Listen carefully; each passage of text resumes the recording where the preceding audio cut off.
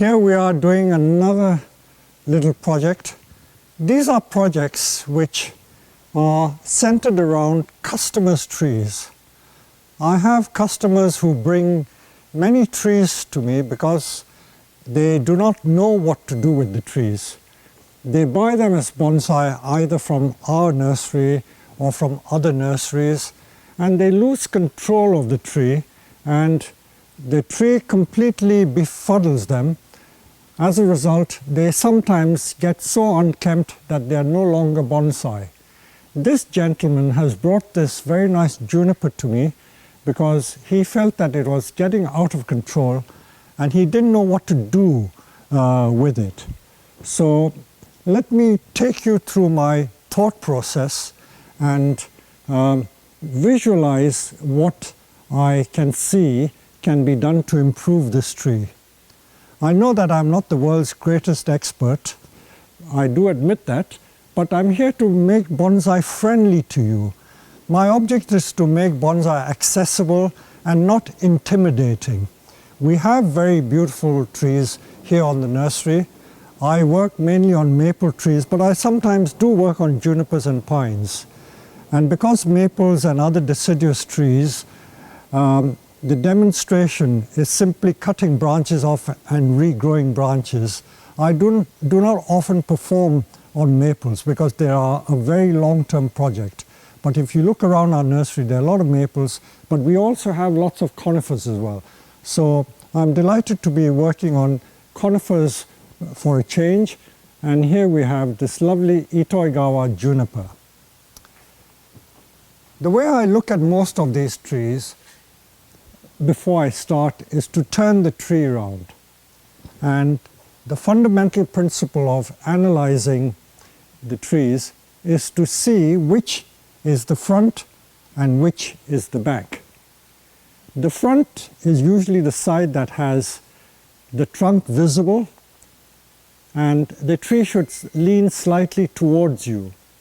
So this gentleman, I think very correctly, has told me that he uses this as the front.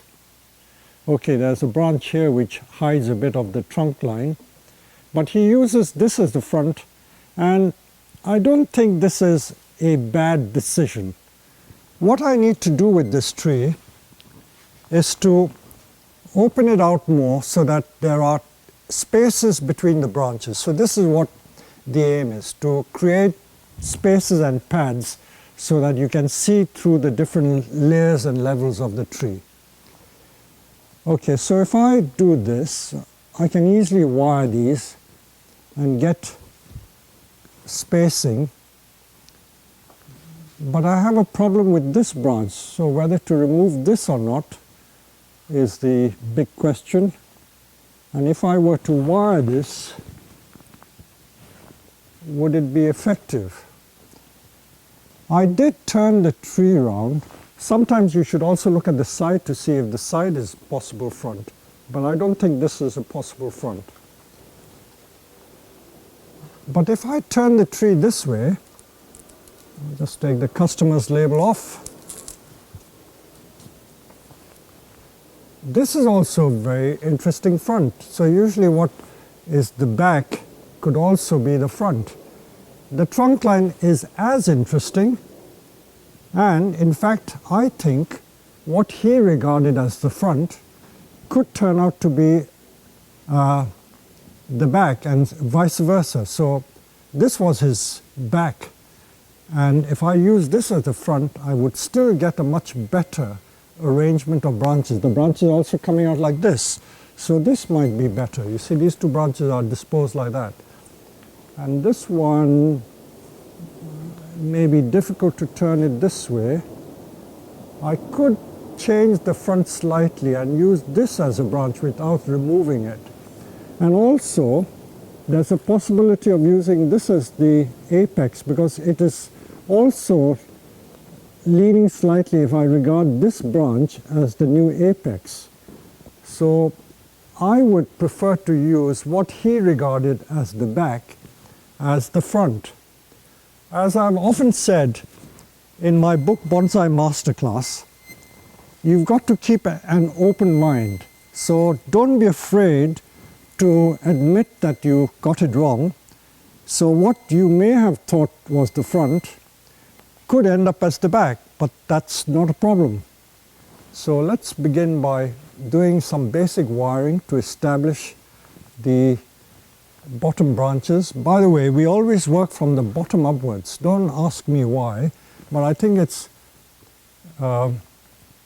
logical in effect, because if you work on the base, they are the major branches, and as you go higher up towards the top, it sorts itself out. The thinner branches at the top are subsidiary to the bottom ones. That's the way I look at it. Now, some of you wise guys may criticize me by saying, he's got a handlebar branch over here. You know, why does he use this handlebar branch? Well, I know that it is possible to perhaps use this one and remove this, because this is on the, not really at the elbow, and this is slightly on the inside. And then I can just use these two branches. But let's wire those two and see what happens.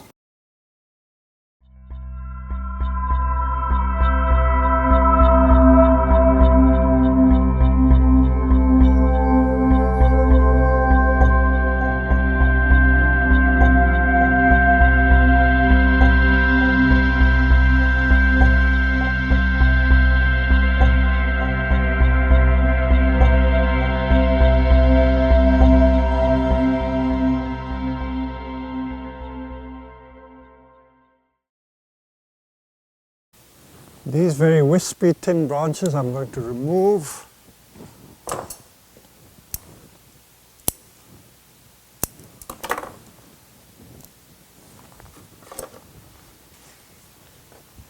A lot of people will criticize me for having a handlebar branch, but I'm not bothered because it gives it balance.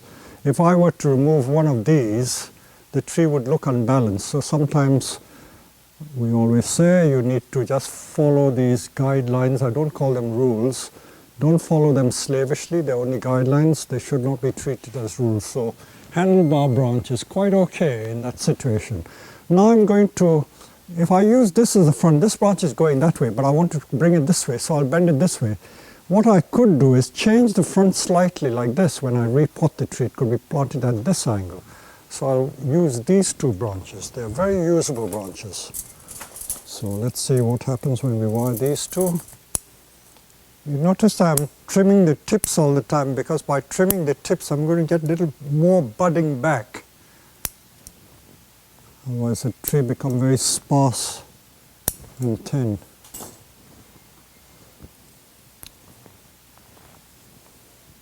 These very thin branches, I think I will take it out.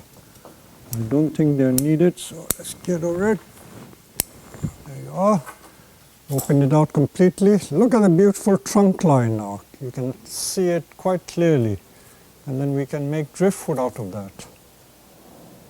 And then that little twig we can get rid of. Remember, less is more. Again, I keep taking the tips out so that I generate more growth in the old wood. There you are, you see the progressive wiring has created the tiers. Now this one is going to be a pad on its own, so I will see what I can do with this one. But again, you see there are 3 branches coming out from one point. I don't think I need all 3. So I might need to just take the center one out. This is where, if you're a bit timid, you can see I've already removed quite a lot of the foliage.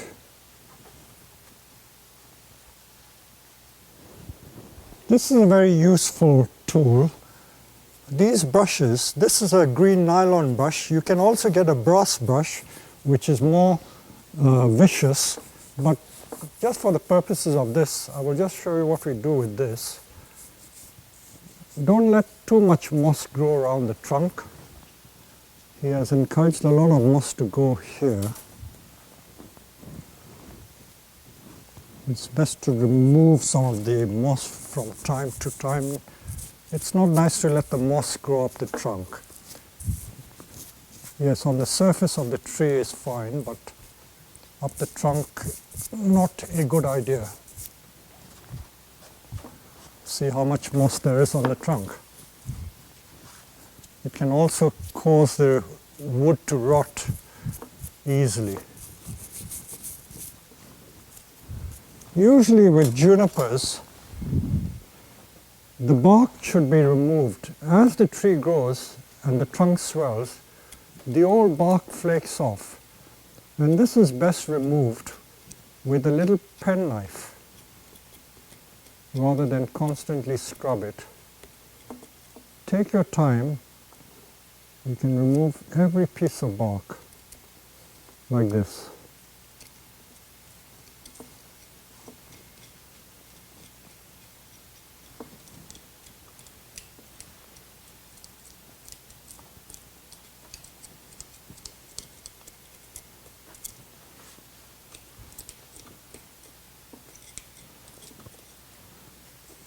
And the juniper bark is nice and red underneath. So use the knife first and then use the brush. Look at the lovely red bark underneath. See?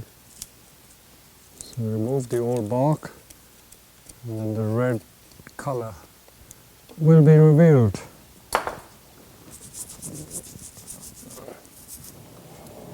So it's like going to the barbers and having your hair done. So this is how I've trimmed the tree, and now you can admire the beautiful trunk line. So this is the front, not this, but we're going to reposition it at this angle. But I will advise the owner of this tree to have it repotted next year. So there you are. Thank you very much.